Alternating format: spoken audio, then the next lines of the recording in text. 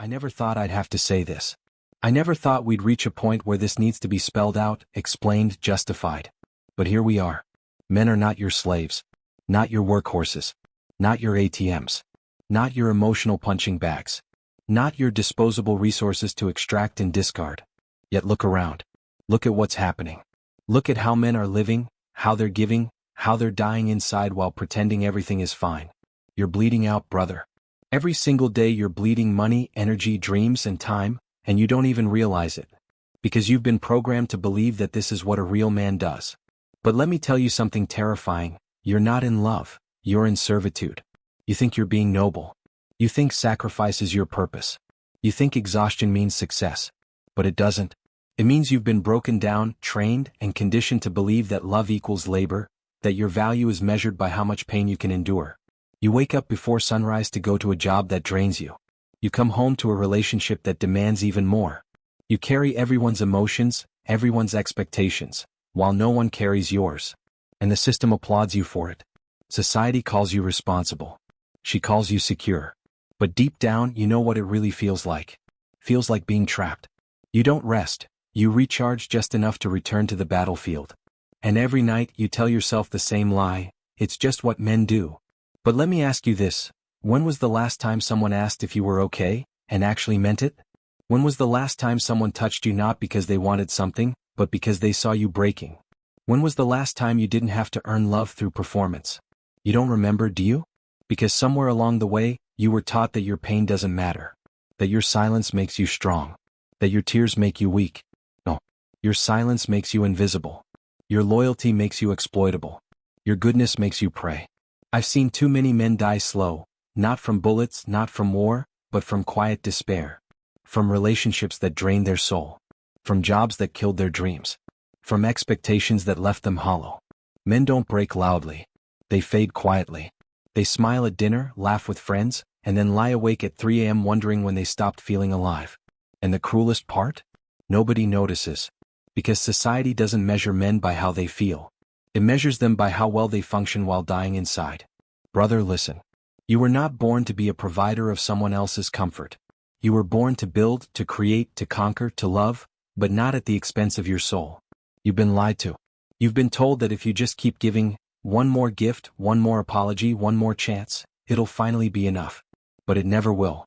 Because for some, your sacrifice is not a gesture, it's a guarantee. The more you give, the less they respect you. The more you bend, the more they break you. The more you love them, the more they learn to use it against you. Here's the truth. They don't want your happiness, they want your compliance. They don't crave your love, they crave your utility. And once your usefulness runs out, so does their affection. You've been trained to serve a system that celebrates your suffering. They tell you real men don't complain, because your silence keeps them powerful. They tell you happy wife, happy life, because your misery fuels their comfort. But I'm telling you right now, your life belongs to you. Not to your job. Not to your partner. Not to your obligations. You owe the world nothing if it keeps asking for your soul. You need to wake up. Because if you don't, one day you'll look in the mirror and realize there's nothing left of you but an echo of who you used to be. This is your warning. Your red pill. Your line in the sand. The world won't save you, brother. You have to save yourself. You ever notice how the system doesn't reward good men? It uses them? You do everything right, you work hard, stay loyal, stay humble, stay patient, and somehow you're still the one who ends up empty. Empty wallet. Empty eyes. Empty bed. Empty soul. Because nobody ever told you this. The world doesn't love good men, it loves what good men can provide. From the moment you were a boy, you were programmed. Be strong. Don't cry. Protect her. Provide for her. Make her happy. You were trained like a soldier, not for war but for emotional servitude. Every cartoon, every classroom, every relationship taught you the same thing, that your worth depends on your usefulness. That your value exists only when someone else benefits from it. You became the rock, but they forgot rocks still crack under pressure. You became the protector, but no one protected you. You started thinking, maybe if I just do more, give more, love more. But it's a trap.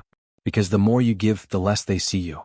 The moment you stop performing, stop producing, stop protecting, you vanish. You stop being a man in their eyes. You become a problem. You know what's even darker? Most women won't admit this, but they can sense when a man's soul is tired. And instead of healing it, they exploit it. They'll call it emotional support, but it's just emotional control. They'll tell you, "You're such a good man," right before asking you to sacrifice even more. They'll say, "You're so understanding," right after disrespecting you. And you'll accept it, because your mind is trapped in a loop. If I say no, she'll leave. If I pull away, I'll lose her. If I stand up for myself, I'm toxic. Brother, listen carefully. You can't love your way out of being used. You can't sacrifice your way into being respected. You can't save someone who enjoys watching you drown. I once knew a man, good job, good heart, good intentions.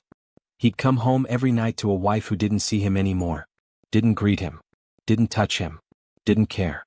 She'd scroll her phone, post quotes about self-love, while her husband sat 3 feet away, invisible. He told me, "I don't understand what I did wrong." I said, "You didn't do anything wrong. You just stopped being useful." And his face changed, like something inside him finally snapped. That's the moment it happens. The moment every man wakes up, when he realizes that all his giving wasn't love, it was submission. Modern love has turned into an exchange of power, not affection. It's not about connection anymore, it's about control. You're either the man who leads or the man who bleeds. And most men bleed quietly, funding lives that don't include them, supporting partners who secretly resent them, dying younger than they should because they're carrying everything and being thanked for nothing. You know why suicide rates are higher in men? Because they're told suffering is noble. Because they're told silence is strength. Because they're told, "She's just emotional, don't make her upset." So they suppress. They endure. They rot. But the truth? Silence isn't strength, it's a slow death. Men, you need to understand something that will save your life. Your peace is more valuable than her approval. Read that again.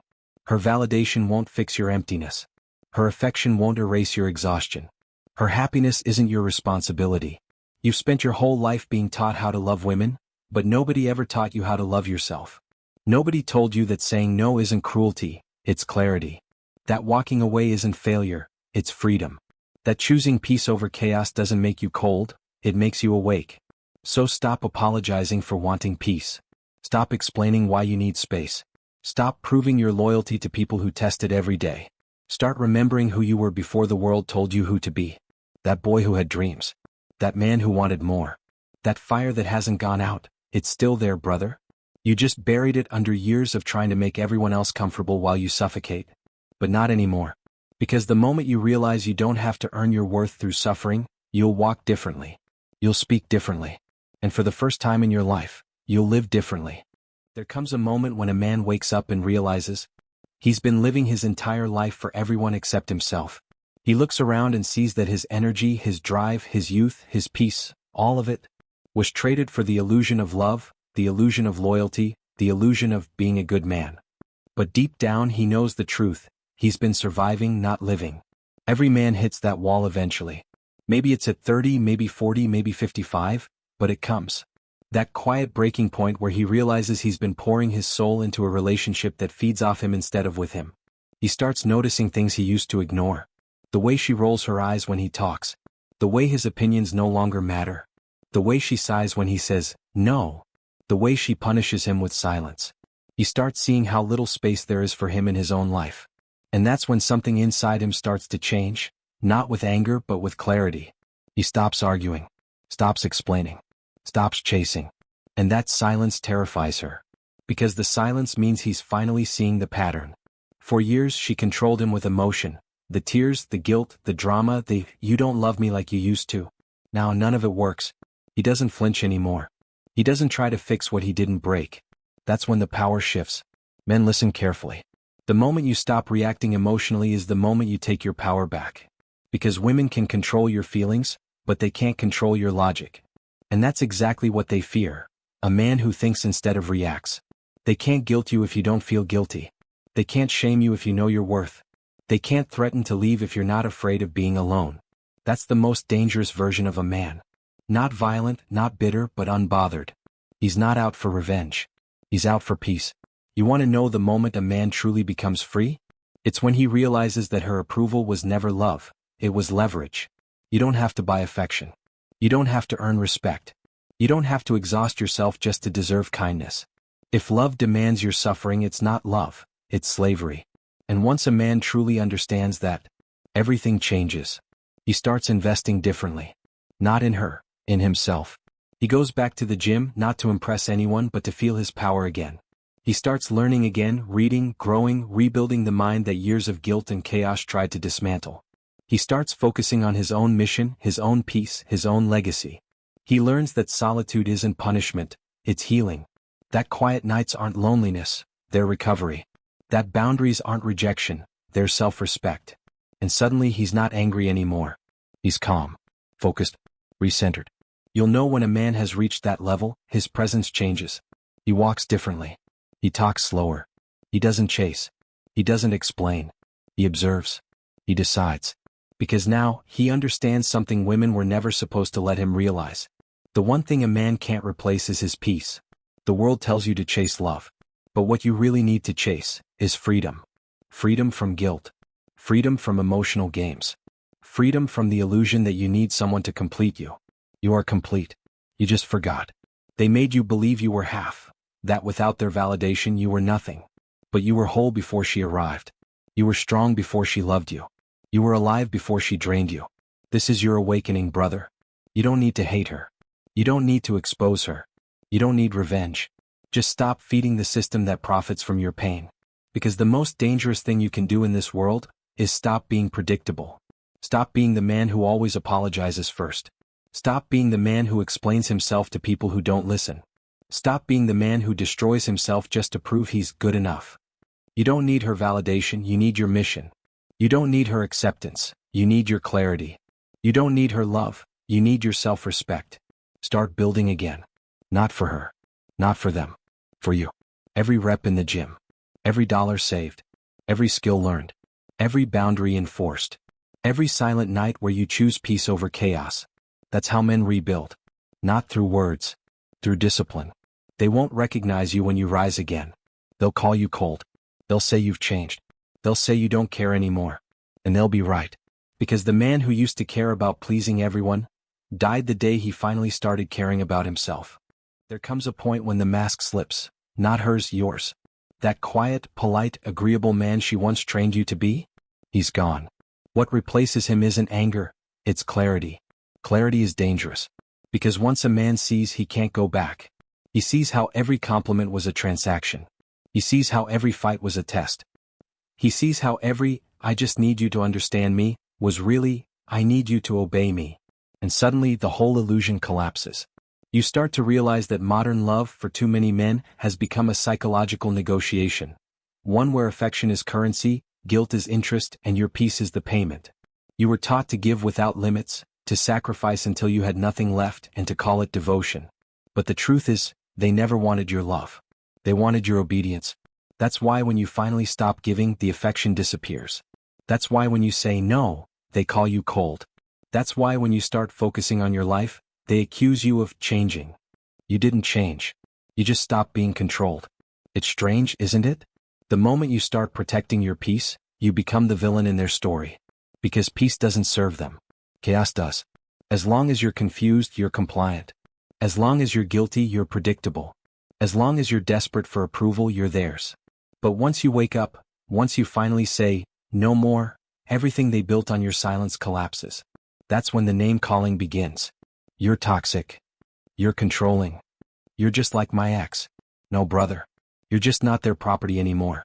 And here's the uncomfortable truth that will burn a hole through modern dating. Most women don't want equality, they want advantage. They don't want partnership. They want control disguised as vulnerability. They don't want a man who leads with strength. They want a man who bends with guilt. And when that fails, they weaponize empathy. They cry, they crumble, they play victim. Because they know, your compassion is your weakness. That's why this message matters. Because compassion without boundaries isn't love, it's self-destruction. The real man doesn't fight women.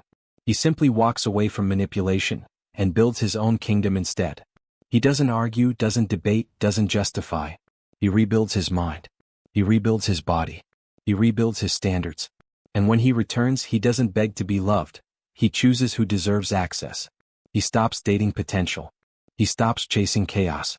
He stops believing that pain is proof of passion. Because once a man has seen what peace feels like, he'll never touch poison again.